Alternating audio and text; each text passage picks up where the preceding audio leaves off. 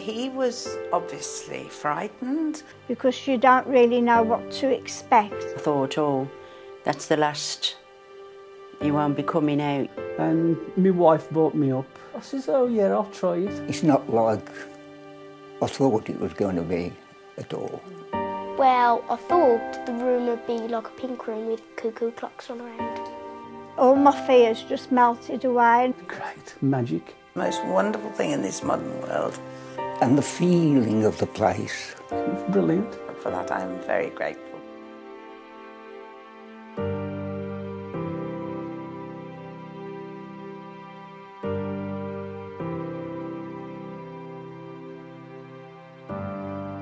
John was a very practical person. He built Britain's first motorway, the M6, a very much a people person.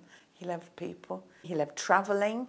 He was interested in life generally. He was diagnosed with prostate cancer and bone cancer, and we knew that it was going to be terminal. He was obviously frightened, but not wishing to show it to Christine, my daughter, and myself, and we were all being terribly brave together. We were asked if we would like to have the services of the hospice, and as the hospice has been always very much in our hearts because it's at the bottom of our garden, we said yes, we would be very happy to use their services. The word hospice we just avoided completely. We didn't want to know anything about it, and we were absolutely terrified. And it wasn't until Mum was hospitalised after her first bout of radiotherapy that the hospice was mentioned to us. It was just for the first time we could talk to somebody about what had happened. We weren't quite so scared because at that point, even if we didn't have very much time, we knew that we could manage the time quite well. Well, I had Mark come to visit me. We was talking, you know, me and my wife and Mark, and he was asking me if I wanted to go to Compton for the day centre. And I was a bit iffy, I don't know, you know, and I says, oh yeah, I'll try it. See, and my wife brought me up, say, and she's worried to death because she went home after dropping me off, and I said to my sons, I says, he's going to kill me.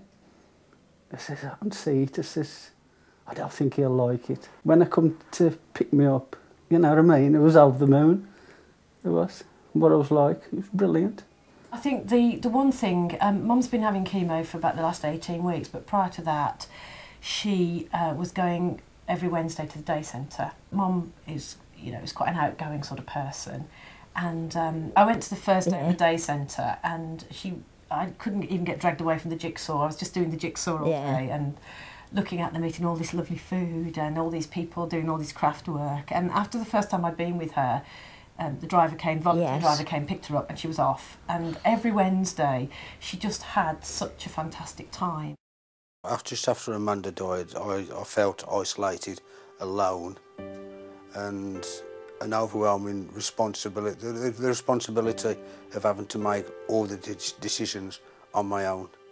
That was a big factor in most things. Zach at the time, I feel, was very confused.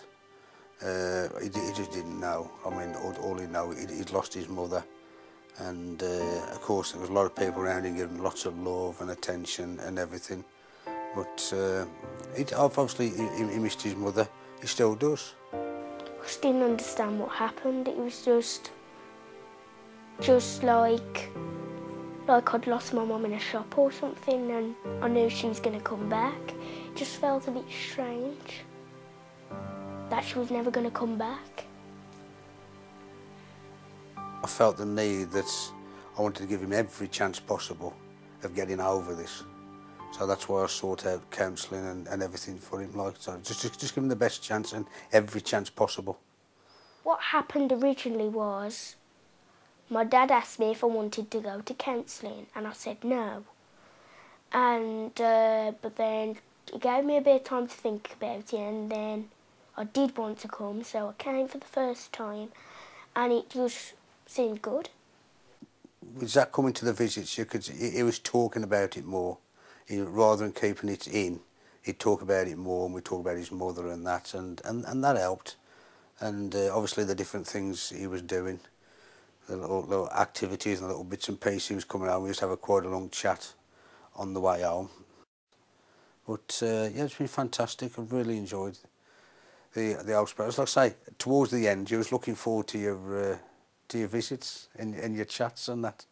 So, which is about time to move on, I think, by the time you get to that stage, yes. I didn't really know what to expect. It was just a place that you came and that was it.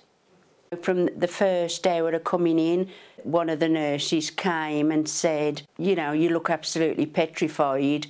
There's no need because we'll take care of him when you go home, and there's always somebody to look after him, you know. They was there right from the beginning to talk to and that, if you wanted somebody to talk to.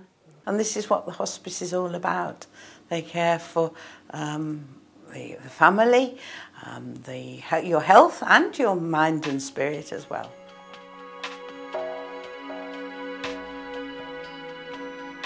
As a carer, I was able to come and have the benefits of the complementary therapy, which was aromatherapy, reflexology, Reiki. And this is the most wonderful service that the hospice not only caters for the patient, but it caters for the whole family.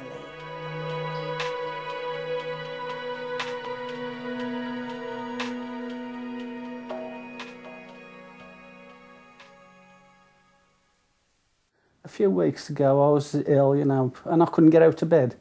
And we was talking about coming in respite for a week, give me missus a bit of a break, because I think I'm running her down a bit, because I wait on me 24 hours a day. I came in and I've been over the moon at it, because I've been in hospitals and nothing to this. This is beautiful. It is. You can't fault it. Can't fault the people, the doctors, nobody. We look forward to the visits from the home care nurse because we can discuss things like we've just been this morning. You know, we've been talking about what's happening with the medication and why some of the problems have arisen. And the other thing that's been really helpful is we were going through a fairly tough time with the last bout of treatment. Yeah. And we, through the home care nurse, got to see the palliative consultant who, you know, even came to see Mum in hospital when she was hospitalised, and that was all through the hospice. If he's in pain, he just phones, and we know that it can either come in if there's a bed, or it just helps to know there's somebody there all the time. Whenever I've had a problem, I'll just ring Dr. Pearson's secretary, and she refers me to Dr. Pearson, who always calls me back personally. They always keep coming and asking you if you want anything. But they'll leave you alone, really, you know what I mean? But in a nice way, you know what I mean? Say, and it's great, it is. It's a wonderful place. Everybody they just go above what their duty is. Everybody's so nice, so friendly, making you feel better about yourself, making you better as well. That really helped him to realise that what a wonderful place it is, and restored his faith in God and people generally. By the time his time came, he was quite willing and happy to meet his Maker. And even after John's death, the hospice still keeps in touch, and for that I am very grateful. It's been so much more upbeat, so much more positive than we ever thought possible.